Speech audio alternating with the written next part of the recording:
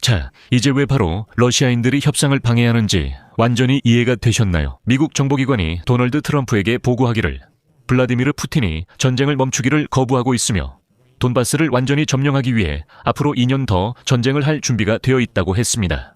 소식통에 따르면 도네츠크 지역을 점령하는데 2년의 전쟁이 더 필요하더라도 그렇다고 합니다. 푸틴은 매일 계속되는 전투와 우크라이나 인프라 및 주택에 대한 폭격이 자신의 이점을 더욱 키운다고 확신하고 있습니다. 한편 도널드 트럼프는 블라디미르 푸틴이 전쟁을 끝내고 싶어 하지만 젤렌스키가 이를 방해하고 있다고 주장하고 있습니다. 미국 중재자인 스티븐 비트코프와 쿠슈너는 젤렌스키에게 트럼프가 우크라이나의 도네츠크 지역에서 통제 중인 군대를 철수시키고 그 지역을 비무장 자유경제지대로 만들 것을 제안했다고 전했습니다. 하지만 워싱턴은 아직까지 이 지역에 대해 우크라이나와 러시아 중 어느 나라가 주권을 가질지 결정하지 못했습니다. 전문가들은 이것이 사실상 점령과 러시아의 통제를 인정하는 첫걸음일 뿐이라고 확신하고 있습니다. 제 이름은 알렉세이 패치입니다. 이 주제에 대해 함께 이야기해봅시다.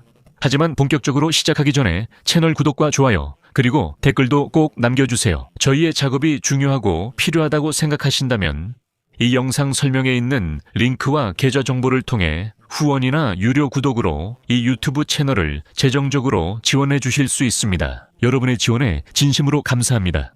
자, 오늘 뉴욕타임즈 소식통에 따르면 제네바에서 도널드 트럼프 행정부가 여러 협상 전술을 한꺼번에 시도했다고 합니다. 제네바에서요, 트럼프 대통령의 가장 신뢰받는 특사인 비트코프와 제러드 쿠슈너가 아침에 이란인들과 협상에 들어갔고 그 후 오후에는 러시아인들과 우크라이나인들과 협상을 벌였습니다. 다음은 뉴욕타임즈의 인용문입니다. 이것은 국무부와 국가안보회의가 거의 80년 동안 전 세계 위기 협상을 조율해온 두 기관임에도 불구하고 트럼프가 이 두 기관을 제쳐두는 것이 더 낫다고 확신한 뚜렷한 사례였습니다. 그래서 비트코프와 쿠슈너 듀오가 20년 넘게 이어져 온 이란 핵 위기 해결과 곧 5년째 접어드는 러시아의 우크라이나 전쟁 해결을 위한 최근 노력의 중심에 서게 된 것입니다. 트럼프는 이들의 접근 방식에 확신을 가지고 있는 듯합니다. 이는 지난해 가자지구에서 휴전이 성사되고 하마스에 억류됐던 모든 이스라엘 인질이 송환된 협상 결과로 입증되었습니다.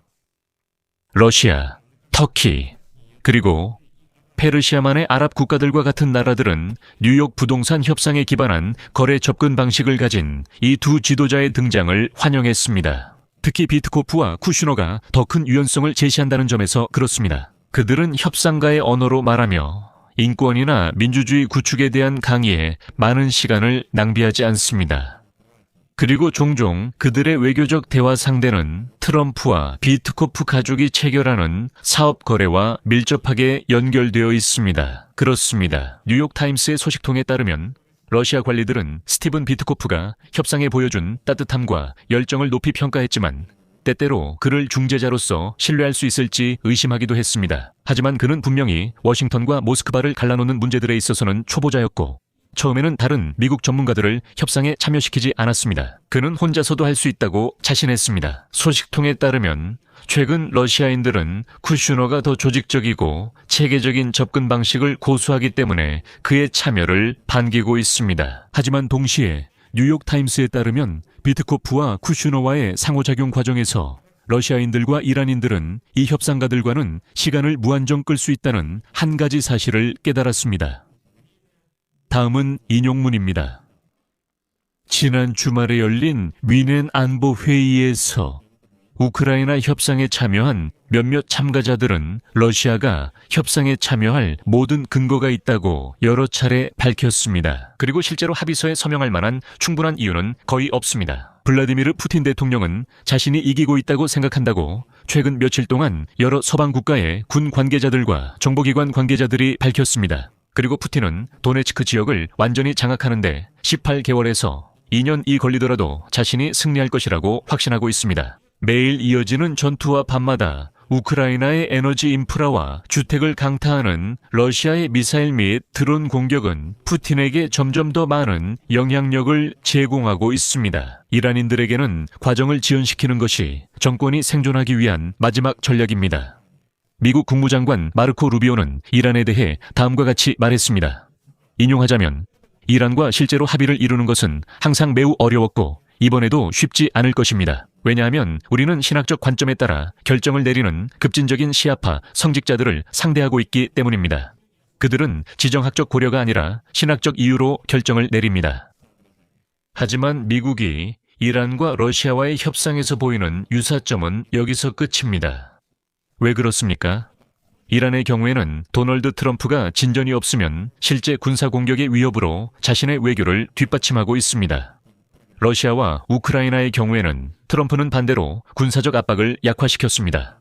조 바이든이 집권하던 시절 이루어졌던 우크라이나에 대한 직접적인 무기 공급을 중단했기 때문입니다. 반면에 트럼프는 석유 판매에 관여하는 러시아의 그림자 선단에 대한 통제를 강화하여 위기를 심화시켰고 이로 인해 푸틴의 경제적 문제를 더욱 악화시켰습니다. 하지만 또 다른 한편으로 트럼프 행정부는 만약 협상이 성사된다면 미국의 대두의 러시아 투자를 제한하고 있습니다. 그래서 분석가들은 블라디미르 푸틴이 여전히 우크라이나에서의 전투를 중단하는 평화협정을 체결할 수도 있다고 보고 있습니다. 만약 그가 미국과의 광범위한 관계 개선을 이끌어내고 우크라이나군을 도네츠크 지역의 나머지 부분에서 철수시키는 데 성공한다면 말이죠. 하지만 푸틴 역시 시간을 끌고 있습니다.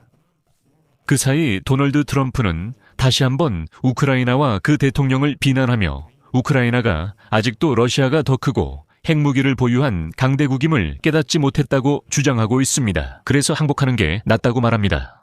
여기서 저는 몇 가지를 더 덧붙이고 싶습니다. 협상 과정에서 볼로디미르 젤렌스키는 악시오스와의 인터뷰에서 스티븐 비트코프와 제러드 쿠슈너가 자신에게 러시아가 정말로 전쟁을 끝내고 싶어하며 자신이 자신의 팀과 조율해야 한다고 말했다고 밝혔습니다. 바로 이 생각을 바탕으로 즉 젤렌스키에게 그래 이제 좀 믿어봐. 푸틴은 정말로 평화를 원하고 푸틴은 전쟁을 끝내고 싶어 한다고 말하는 겁니다. 이 점을 바탕으로 협상을 계속하라는 것입니다. 젤렌스키는 이에 대해 비트코프와 쿠슈네르에게 우크라이나 국민이 빈약하게 받아들일 평화의 비전을 자신에게 강요하지 말라고 조언했습니다. 젤렌스키는 또한 트럼프가 공개적으로 우크라이나에게만 양보를 요구하고 러시아에게는 그렇지 않은 것은 공정하지 않다고 말했습니다. 결국 우크라이나를 침공한 것은 씻지 않은 러시아인들이지 그 반대가 아닙니다. 젤렌스키는 트럼프에게 우크라이나를 압박하는 것이 러시아를 압박하는 것보다 훨씬 쉬울 수는 있겠지만 라고 반박했습니다. 장기적인 평화로 가는 길은 푸틴에게 압박을 가하고 그가 승리하지 못하게 하는 데 있습니다. 그리고 최근 며칠 동안 트럼프가 이미 2번이나 젤렌스키가 양보해야 한다고 발언했다는 점을 상기시켜 드립니다. 젤렌스키는 트럼프가 실제로 그렇게 생각하지 않고 단지 협상 전략이길 바라고 있습니다. 하지만 가장 이상한 점은 젤렌스키의 말에 따르면 워싱턴이 만약 도네츠크 지역에 이른바 자유경제구역이 생긴다면 그 주권이 어느 나라에 속할지에 대해 아직 입장을 정하지 않았다는 것입니다. 그럼에도 불구하고 트럼프는 이 아이디어에 아무런 의미가 없음에도 불구하고 협상에서 계속해서 이 생각을 내세우고 있습니다. 이번 방송의 마지막에 제 채널의 남성 시청자분들께 추천을 하나 드리고 싶습니다. 2월 14일 이지나 한숨 돌리셨겠지만 3월 8일도 있으니 미리 준비하세요. 종종 우리 남자들은 여성에게 줄 깜짝 선물이나 선물을 정치적 혹은 비즈니스 목표를 해결하는 것처럼 접근하곤 합니다. 우리는 목표, 예산, 물류, 핵심성과 지표 등으로 머릿속을 가득 채우죠. 그래서 우리는 여자에게서 엄청난 감탄을 기대하지만 여자가 그냥 간단하게 고맙다고만 하면 내가 이렇게까지 노력했는데 감탄은 어디 있지 하면서 괜히 불안해지기도 하죠. 그래서 저는 한 심리학자의 영상을 봤는데 그 영상에서 그녀가 왜 우리의 이런 노력이 오히려 상황을 더 악화시키는지 그리고 어떻게 하면 더 잘할 수 있는지 설명해 주더라고요. 그러니까 3월 8일에 또 헛수고하고 싶지 않으시다면 꼭 이 분석 영상을 보시길 바랍니다. 저처럼 투자한 노력이 단순한 예의상의 고개 끄덕임이 아니라 진짜 반응으로 돌아오는 게 중요한 사람에게는 이 분석 영상을 보는 게 정말 큰 도움이 됐어요. 영상 링크는 전통적으로 이 영상 설명란과 고정 댓글에 남겨둘게요. 10분만 투자해서 꼭 한번 보시길 추천드립니다. 말 그대로 이걸로 문제가 해결될 거예요. 그리고 참고로 여성 시청자분들에게도 흥미로울 거라고 생각합니다. 여기서 말을 줄이겠습니다. 여러분의 의견과 생각을 이 영상 아래 댓글로 남겨주세요. 채널 구독도 해주시고 제 텔레그램 채널 패치 뉴스도 구독해주세요. 링크는 설명란에 있습니다. 좋아요와 알림 설정도 부탁드리고 이 채널을 응원하고 싶으시다면 모든 관련 링크가 이 영상 설명란에 있으니 참고해 주세요. 오늘은 여기까지입니다. 건강 조심하세요. 안녕히 계세요.